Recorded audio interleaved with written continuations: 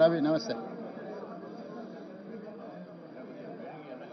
ఆ ఫ్యాన్ బంద్ చేయండి, ఇది ఒకటి.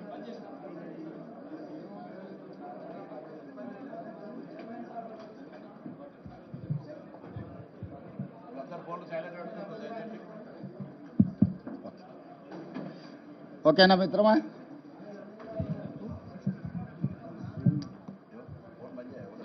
ఫోన్లు బంద్ చేసుకోండి. అనిల్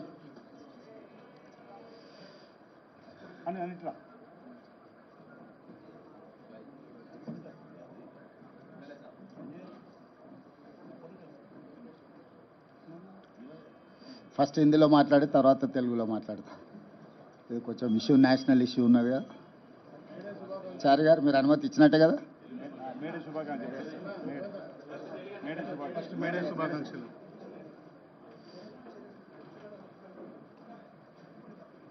पत्रकार मित्रों, आपके सबके स्वागत है। कल केंद्र सरकार ने जनगणना में कुलगणना करने के लिए, जाति गणना करने के लिए तय कर दिए। इस मौके पे मैं राहुल गांधी जी को धन्यवाद कहना चाहता हूं, क्योंकि जिस दिन कन्याकुमारी से लेकर कश्मीर तक राहुल जी ने जो पादयात्रा किया हुआ है, तब इस देश जनता से राहुल गांधी जी ने जो मिला, इस देश जनता ने जो मांग किए, वो मांग को राहुल गांधी जी ने वादा किया हुआ है। तेलंगाना में कांग्रेस सरकार बना दो, हम जनगणना में जाति गणना करने वाले हैं, हमारे सरकार के वादा। उनके वादा सुनकर तेलंगाना जनता ने यहाँ पर कांग्रेस सरकार ने बनाया। कांग्रेस सरकार बनने के बाद 15 महीने के अंदर हम लोग जाति गणना करके दिखाए इस देश को। एक मार्गदर्शन दिए हम लोग कि 100 साल से जो मुद्दा कामयाब नहीं हुआ, बार बार ये आवाज़ उठा रहे, मगर कोई सुनने के लिए तैयार नहीं था। मगर राहुल जी ने इस जनता का आवाज़ सुनकर वादा किया हुआ है, इसीलिए तेलंगाना राज्य में कांग्रेस सरकार बनते ही जनगणना में हम जाति गणना करके दिखाए। उसके बाद हम लोग ने इस विधानसभा में हम लोग मांग किए, रेजोल्यूशन पास किए, केंद्र सरकार को आने वाले जनगणना में जाति गणना करो। नहीं किए तो इस देश आपको, भारतीय जनता पार्टी को माफ़ी करने वाले नहीं है। इसीलिए हम लोग सब मिलके संसद से लेकर, सड़क से लेकर संसद तक हम आवाज़ उठाए, दिल्ली गए, जंतर मंतर में हमारा आवाज़ सुनाए। इस बार जनगणना में जाति गणना करना ही पड़ेगा मोदी जी, नहीं तो फिर आप मैदान में नहीं आओगे। आने वाले चुनाव में ये मांगता देश भर जितने भी पॉलिटिकल पार्टीज थे उस दिन, आप लोग गवाह है। सब भारतीय जनता पार्टी एनडीए के लोग के अलावा बाकी के सब लोग आके जंतर मंतर में हमें मदद दिए। जो तेलंगाना राज्य सरकार ने जो कदम उठाया, सब लोग हमारे मदद किए, हम हमारे लोगों को तारीफ किए। इसीलिए आज मजबूरी से केंद्र सरकार ने यह निर्णय लिया, मगर इस मौके पे हम लोग राजनीति बात करना नहीं चाहता है। नरेंद्र मोदी जी के नेतृत्व में केंद्र सरकार ने अब जनगणना में जाति गणना करने के लिए जो तय किए, जो निर्णय लिए, हम लोग अभिनंदन करना चाहता है केंद्र सरकार को, नरेंद्र मोदी जी को धन्यवाद कहते हुए कुछ सुझाव है, हमारा एक्सपीरियंस है, हम लोग कुछ सीख लिए। केंद्र सरकार को हम सुझाव दे रहे हैं, आप सचमुच इस जनगणना में जाति गणना करना है तो यूनियन कैबिनेट का एक ग्रुप ऑफ मिनिस्टर्स का एक कमेटी बनवा दो, उसके आगे एक एक्सपर्ट्स कमेटी बना दो, एक्सपर्ट्स कमेटी में आपके ऑफिसरों को भी उसमें शामिल करो। उसके बाद पूरा देश भर आप स्टडी करो, राज्य राज्य में अलग अलग जाति है। उदाहरण यहाँ के जो बोया कम्युनिटी तेलंगाना में ओबीसी है, मगर कर्नाटक में वो ट्राइबल है। यहाँ के लंबाड़ा ट्राइबल है, महाराष्ट्र में वो ओबीसी है। ऐसे बहुत सारे जाति अलग अलग राज्य में अलग अलग रिजर्वेशन आज उन लोग लागू किए। इसीलिए अलग अलग राज्य में अलग अलग जाति का गणन करना है तो अलग अलग प्रोफाइल, अलग अलग विधान लेना पड़ेगा। इसके लिए आप लोग पहले कंसेंसस बिल्ड करने के लिए एक ग्रुप ऑफ मिनिस्टर्स का एक कमिटी बनवा दो, उसके आगे एक्सपर्ट्स कमिटी विथ ऑफिसर्स। तब आपको ये समझ में आएंगे हर राज्य में कौन से सवाल आने वाले हैं जनगणना में, ये जाति गणना करने के लिए। वो उसके बाद हम लोग कंसल्ट किए, हम पॉलिटिकल पार्टी से चर्चा किए, ऑफिशियल डायलॉग किए, उसके आगे स्टेक होल्डर से हम लोग चर्चा किए, उसके आगे सिविल सोसाइटी से भी हम चर्चा किए। पूरा राज्य में जितने भी जिले हैं हर जिले को हमारे एक्सपर्ट्स कमेटी को हम भेज दिए, ग्रुप ऑफ मिनिस्टर्स को वहां पर भेज दिए, लोगों का आवाज सुने, लोगों का सवाल को जवाब दिए सरकार ने। हम जो सवाल करना है 57 क्वेश्चंस हम तैयार किए जो डेटा लेने में। ये डेटा में आप लोग हर किसी का, हर परिवार का पूरा जाति के साथ साथ में उनके पूरे डिटेल्स 8 पेज में कुछ कम 60 सवाल हम तैयार किए। ये सवाल सरकार ने बंद कमरे में बाबू लोग नहीं बनाए, जनता से हम सुझाव लिए, वो सुझाव लेकर हम लोग ये पूरा 8 पेज का क्वेश्चनियर बनाए। तो इसके आगे भी हम डेटा प्राइवेसी एक्ट भी लागू किए कि किसी का अगर डिटेल, अभी हम लोग एक सुझाव लेकर एक्सपर्ट्स कमेटी बना के हम लोग बनाए। पूरा राज्य को हम लोग 95,000 यूनिट्स बनाए, 95,000 एन्यूमरेटर्स को अपॉइंट किए। हर एन्यूमरेटर 150 घरों में जाकर 60 दिन में पूरा समाचार लेकर आना है, वो खुद ने डेटा एंट्री करवाना है। हर 10 सुपरवाइज किए, एन्यूमरेटर से लेके चीफ सेक्रेटरी तक बार बार हमारा ग्रुप ऑफ मिनिस्टर्स रिव्यू किए। मुख्यमंत्री होदा पे मैं भी 8 बार रिव्यू किया, सुझाव दिए। उसके बाद पूरा डेटा बनाने के बाद हम लोग पब्लिक डोमेन में रख दिए। उसके आगे भी कुछ सुझाव आए, 96% एन्यूमरेट किया, उसके आगे 4% नहीं किया था। लोग दोबारा मांगे 60 दिन के बाद, हम लोग और भी एन्यूमरेट करने के लिए तैयार है, हमको मौका नहीं मिले। उसके बाद हम ऑनलाइन मौका दिए, टोल फ्री नंबर दिए, ऑफिसर्स में काउंटर कॉल का, कोई भी आए आप इसमें शामिल हो जाओ, इसमें भर्ती करो, इसका डेटा दे दो। दोबारा भी हम 14 दिन मौका दिए। तो 3 महीने में ये सब सारे कर दे के हम एक तरीका से without any controversy, without any legal litigation, without any political interference, we have made a very good policy document of caste census. आज इस देश में तेलंगाना मॉडल हर किसी के लिए काम पे आ जाएंगे। हम लोग जिम्मेदारी समझ रहे हैं, हम लोग किसी को कम करने के लिए कोशिश नहीं कर रहे हैं। मोदी जी या केंद्र सरकार ने तेलंगाना मॉडल पूछे, तेलंगाना मॉडल से कुछ सीखे, हमको कोई एतराज नहीं है। हमारे जिम्मेदारी है, हम जिम्मेदारी से काम निभाएंगे, जिम्मेदारी से जो सवाल जवाब है हम देने के लिए तैयार है। इसीलिए आज केंद्र सरकार को और नरेंद्र मोदी जी को मेरा एक ही सुझाव है, अगर सचमुच जनगणना में आप जाति गणना करना है तो पहले ग्रुप ऑफ मिनिस्टर्स को अपॉइंट करो, उसके आगे एक्सपर्ट्स कमेटी बना दो। ये group of ministers and experts committee हर राज्य में जाकर राज्य सरकार से संवादन कर दे के उन लोगों का सुझाव भी ले लो। उसके आगे स्टेक होल्डर्स का भी आप पूरा देश भर आप मीटिंग लगवा दो। उसके आगे सिविल सोसाइटी से भी आप इंटरेक्शन का काम करो। आप पूछना चाह रहे कौन सी तरीका से काम करना चाह रहे, कब तक आप पूरी करना है। हमारा पहले डिमांड अब कब शुरू करने वाले, कब तक खत्म करने वाले, पहले ये तो इस देश को बोलने का जिम्मेदारी आपके ऊपर है मोदी जी। और रहा सवालों का, क्योंकि ऐसे ही जनरल इंफॉर्मेशन आप लेके कर दिए तो इससे कोई फायदा नहीं है, आगे जाति के लिए कोई फायदा भी नहीं है। राहुल गांधी जी ने यह साफ कहा this is an society x ray.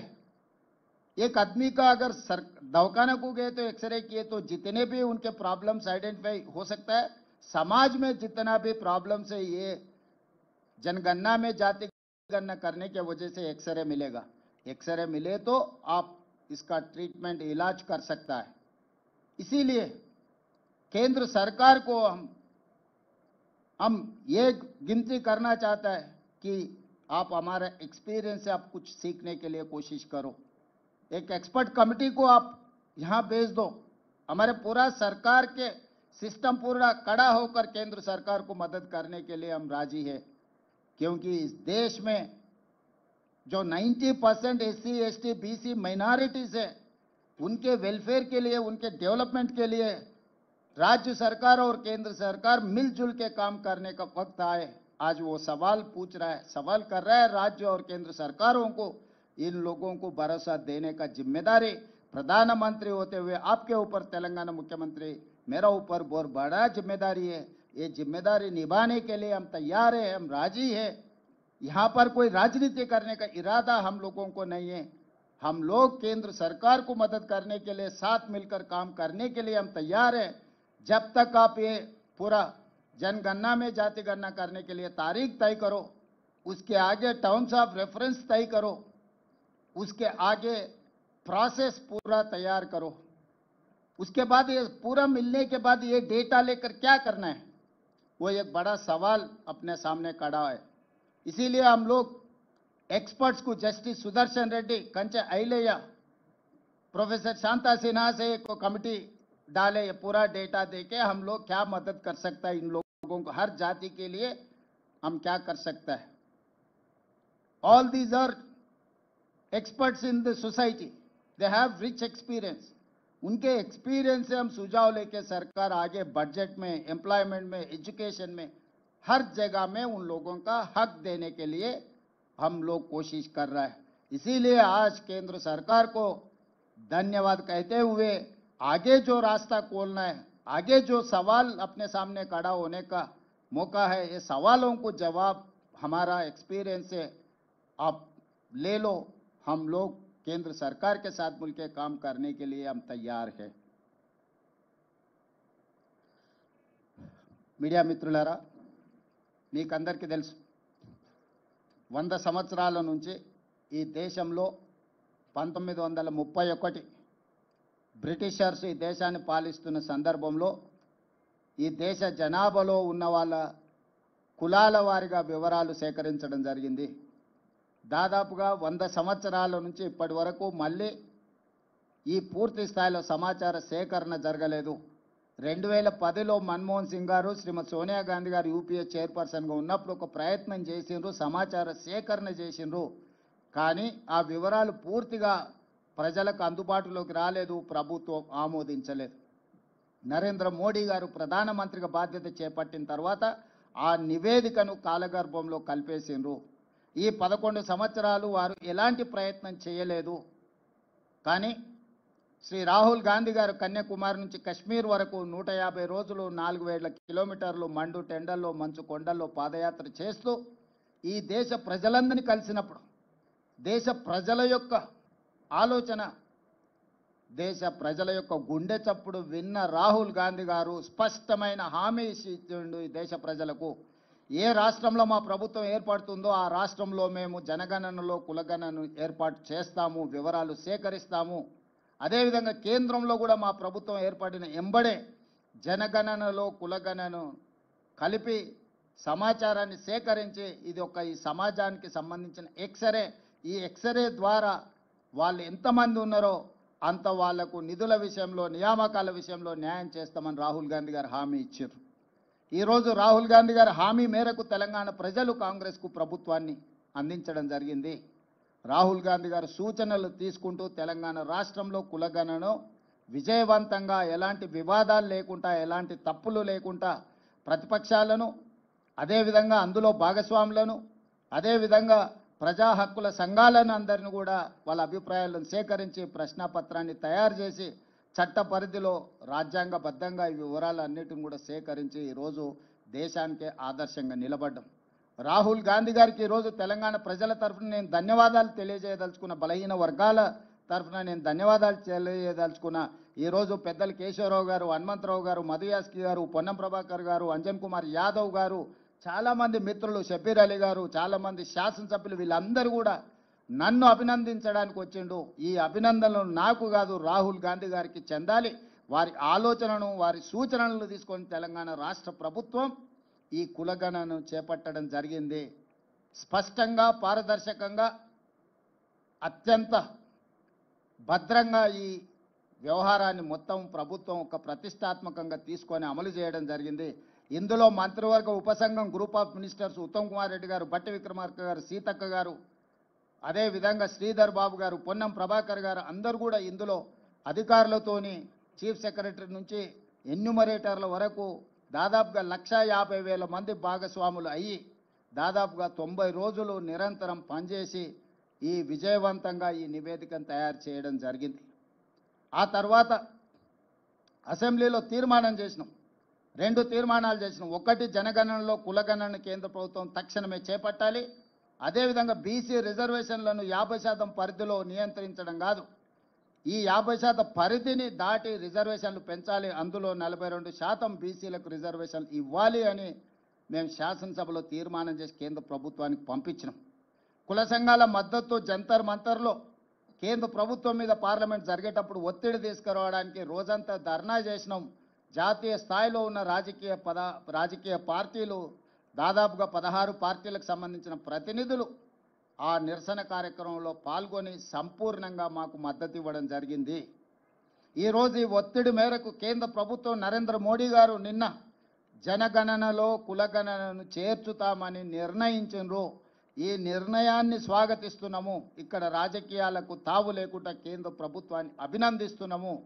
అయితే ఇది అమలు చేసే క్రమంలో తీసుకోవాల్సిన జాగ్రత్తలు, నిర్ణయించాల్సిన సమయం అనేది అత్యంత కీలకము. ఈరోజు ప్రధానమంత్రి గారిని నేను అడుగుతున్నా, మీరు ఎప్పుడు మొదలు పెడుతున్నారు, ఎప్పటిలోగా జనగణన కులగణన చేర్చి పూర్తి చేస్తారో మీరు తేదీలను నిర్ణయించండి. అదేవిధంగా ఇది అమలు చేయాలని ఏ విధంగా అధిగమించదలుచుకున్నారో మీరు అన్ని రాజకీయ పక్షాలతో చర్చించండి. ఇది సీక్రెట్ డాక్యుమెంట్ కాదు, ఇది ఎనీ పొలిటికల్ పార్టీ రెస్పాన్సిబిలిటీ కాదు, ఇది గవర్నమెంట్ ఆఫ్ ఇండియా బాధ్యత. కేంద్ర ప్రభుత్వం ఒక నిర్ణయం తీసుకొని ఒక విధానాన్ని తెచ్చినప్పుడు అన్ని రాజకీయ పార్టీలతోనే పార్లమెంటరీ వ్యవస్థలో భాగస్వాములైన ప్రతి ఒక్కరితో చర్చించి వాళ్ళ సూచనలు తీసుకోవాలి. అందుకే నరేంద్ర మోడీ గారికి సూచన చేస్తున్న, గ్రూప్ ఆఫ్ మినిస్టర్స్తో ఒక కమిటీ వేయండి, ఆఫీసర్లతో కూడుకున్న ఇంకొక ఎక్స్పర్ట్స్ కమిటీని వేయండి. గ్రూప్ ఆఫ్ మినిస్టర్స్ రాజకీయ పార్టీలతోని, అదేవిధంగా స్టేక్ హోల్డర్స్తోని, అదేవిధంగా సివిల్ సొసైటీస్తోని చర్చించమనుండ్రి. వాళ్ళ నుంచి వచ్చే సూచనలను, వాళ్ళ నుంచి వచ్చే సమస్యలను, ప్రశ్నలను ప్రభుత్వం వివరణ ఇవ్వడం ద్వారా పారదర్శకంగా ఈ ప్రక్రియను ముందుకు తీసుకెళ్ళవచ్చు. ఇదే కాకుండా ఈ అధికారులు వివిధ రాష్ట్రాలలో గతంలో జరిగిన అనుభవాలను వాళ్ళు తిరిగి తెలుసుకోవాలి, అక్కడి నుంచి సమాచారాన్ని సేకరించాలి. తద్వారా ఈ గొప్ప కార్యక్రమము ఎలాంటి వివాదాలకు తావు లేకుండా పూర్తి చేయడానికి అవకాశం ఉంటుంది. కాబట్టి మీరు అధికారులతో కూడా కమిటీని నిర్ణయించి ఇప్పుడు మీరు చేపట్టబోయే జనగణనలో కులగణన విధి విధానాలు ఏందో నిర్ణయించండి. విధి విధానాలను కూడా పబ్లిక్ డొమైన్లో పెట్టండి. ప్రజల నుంచి సూచనలు తీసుకోండి.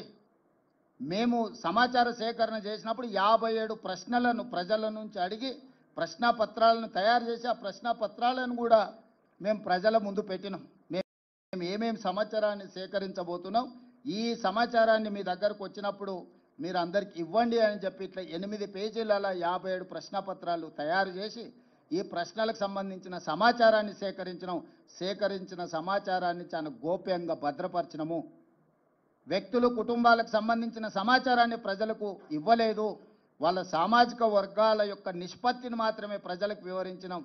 శాసనసభలో కూడా ఆ వివరాలను పెట్టి సభలో చర్చించి ఫైనల్గా ప్రభుత్వం దీన్ని చట్టాన్ని చేసినప్పుడు కూడా సభలో సుదీర్ఘమైన చర్చ చేసి అన్ని రాజకీయ పార్టీలను ఇందులో భాగస్వాములను చేసినాం. ఎక్కడ కూడా మా పార్టీ విధానంగానో మా ప్రభుత్వంలో ఉండే కొద్దిమంది వ్యక్తుల విధానంగానో దీన్ని మేము అమలు చేయలేదు. 4 కోట్ల తెలంగాణ ప్రజలు ప్రతిపక్ష పార్టీలతో సహా ప్రభుత్వం అదే విధంగా స్టేక్ హోల్డర్స్ ఎవరైతే భాగస్వాములు ఉన్నారో లబ్ధిదారులు ఉన్నారో వాళ్ళు అదే విధంగా ప్రజా హక్కుల కోసం పనిచేసే వాళ్ళందరినీ కూడా ఇందులో భాగస్వాములను చేసి వాళ్ళకు నమ్మకం విశ్వాసం కల్పించి ఈరోజు ఈ కార్యక్రమాన్ని ముందుకు తీసుకెళ్ళినాం. అందుకే ఈరోజు తెలంగాణలో దేశంలోనే మొదటి రాష్ట్రంగా తెలంగాణ నిలబడ్డది. ఇవాళ దేశానికే ఆదర్శంగా తెలంగాణ ముందు వరుసలో ఉన్నది. నిన్న రాహుల్ గాంధీ గారు అదే విషయం చెప్పినారు. తెలంగాణ మోడల్ ఈ దేశానికి రోల్ మోడల్. ఈ రోల్ మోడల్ నుంచి మీరు నేర్చుకోండి, తద్వారా పకడ్బందీగా దీన్ని అమలు చేయండి అని రాహుల్ గాంధీ గారు సూచన చేసిండ్రు. రాహుల్ గాంధీ గారిని ఈ పత్రికా సమావేశంలో అభినందిస్తూ అదేవిధంగా నరేంద్ర మోడీ గారికి సూచన చేస్తూ మీరు మా ప్రభుత్వం వైపు నుంచి మేము సహకరించడానికి సిద్ధంగా ఉన్నాము, కేంద్ర ప్రభుత్వంతో కలిసి పనిచేయడానికి సిద్ధంగా ఉన్నాం, మా అనుభవాన్ని కేంద్ర ప్రభుత్వంతో పంచుకోవడానికి మాకు ఎలాంటి బేసిజాలు లేవు, రాజకీయ ప్రక్రియలో కానీ అధికారుల నిర్ణయాలలో కానీ అదేవిధంగా ఇప్పుడు జస్టిస్ సుదర్శన్ రెడ్డి, కంచె ఐలయ్య గారు, ప్రొఫెసర్ శాంతాసేన గారు ఇలాంటి మేధావులను కూడా ఈ నివేదిక ఇచ్చి ఏ రకంగా ఈ నివేదిక ద్వారా ఈ పేదలకు ఇందులో భాగస్వాములకు న్యాయం చేస్తామో కూడా ఒక ఎక్స్పర్ట్స్ కమిటీని కూడా వేసి వాళ్ళ నుంచి కూడా మేము అడ్వైస్ తీసుకుంటున్నాము. ఎందుకంటే నివేదిక తయారు చేయడంతో మన బాధ్యత అయిపోలేదు. ఆ నివేదిక ద్వారా నిజమైన పేదలకు లబ్ధి చేకూరాలి, నిజమైన బలహీన వర్గాలకు మేలు జరగాలి అన్న ఆలోచన కృత్రిమంగా 50% రిజర్వేషన్ ఏదైతే అప్పర్ లిమిట్ క్యాప్ పెట్టినరో దాన్ని తొలగించడమే కాదు, బీసీలకు 42% రిజర్వేషన్ ఇవ్వాలి అన్న ఆలోచన ఏదైతే ఉన్నదో మేము తీర్మానం చేసినాం, జంతర్ మంతర్లో ధర్నా చేసినాం. ఏది ఏమైనా నిన్న కేంద్ర ప్రభుత్వం నిర్ణయం తీసుకున్నది, ఆలస్యమైన ఈరోజు ఈ నిర్ణయం తీసుకున్న దాన్ని స్వాగతిస్తూ దీన్ని పకడ్బందీగా అమలు చేయాలన్నదే మా ఆలోచన. కేంద్ర ప్రభుత్వానికి సంపూర్ణంగా రాష్ట్ర ప్రభుత్వం సహకరించి జనగణనలో కులగణనను పకడ్బందీగా చెయ్యాలి. తద్వారా బలహీన వర్గాలకు 42% రిజర్వేషన్లు రావాలి. విద్య, ఉద్యోగ, ఉపాధి అవకాశాలలో వాళ్ళకు సముచితమైన స్థానం కల్పించాలన్న రాహుల్ గాంధీ ఆలోచనను అమలు చేయడానికి ఎవరితోనైనా కలిసి పనిచేయడానికి మా ప్రభుత్వానికి ఎలాంటి అభ్యంతరాలు, ఇబ్బంది లేదు.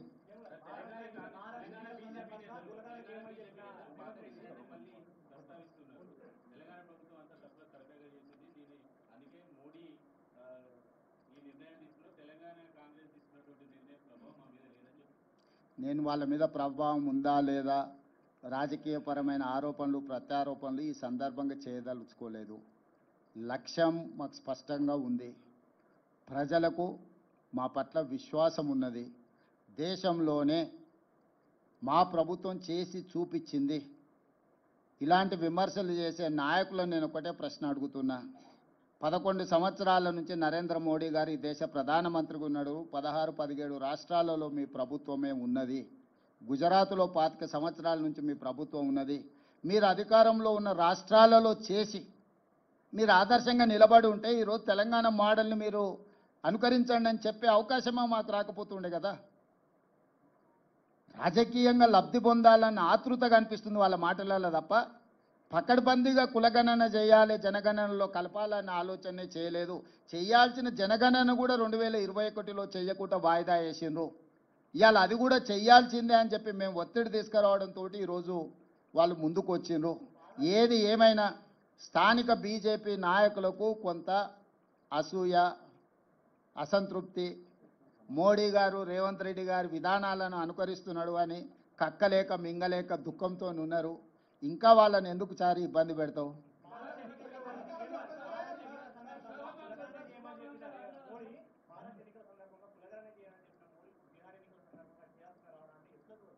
అంటే ఇవన్నీ రాజకీయాలకు ముడిపెట్టకండి. నేను ఒకటే చెప్తున్నా, ఇది ఈ దేశ ప్రజలకు మేలు జరుగుతుంది.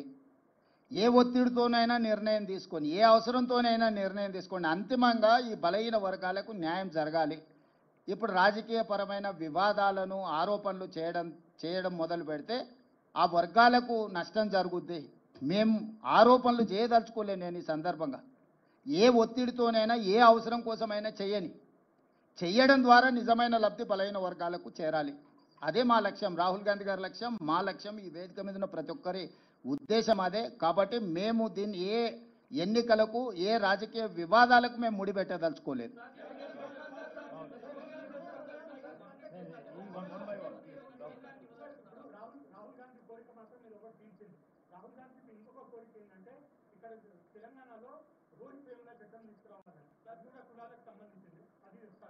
Good question Rahul. ప్రభాకర్.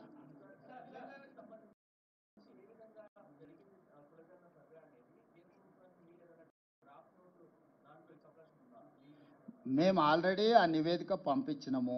ఫర్దర్గా వాళ్ళకి ఏదైనా కావాలనుకుంటే ఒక డెలిగేషన్, ఆఫీసర్స్ డెలిగేషన్ కానీ గ్రూప్ ఆఫ్ మినిస్టర్స్ వచ్చినా కూడా పవర్ పాయింట్ ప్రజెంటేషన్ ఇచ్చి మా అనుభవాలను అన్నిటిని కూడా వాళ్ళతో పంచుకుంటాము. వాళ్ళు ఇక్కడికి వచ్చిన సమాచారాన్ని ఇస్తాం, లేదు మమ్మల్ని రమ్మంటే కూడా ఢిల్లీకి వెళ్తాం. ఇక్కడ రాజకీయంగా పంతాలకు పట్టింపులకు మేము పోదలుచుకోలేదు.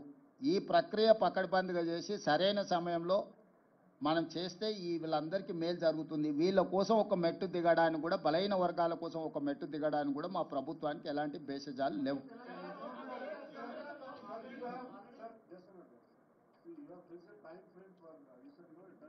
Yes, yes, yes.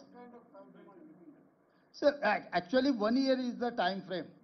We have taken 1 year. So my advice is 1 year is max. Why? Because we have done and we have learned something from that, out of that experience. We are there to share with Government of India my experience. So 1 year's time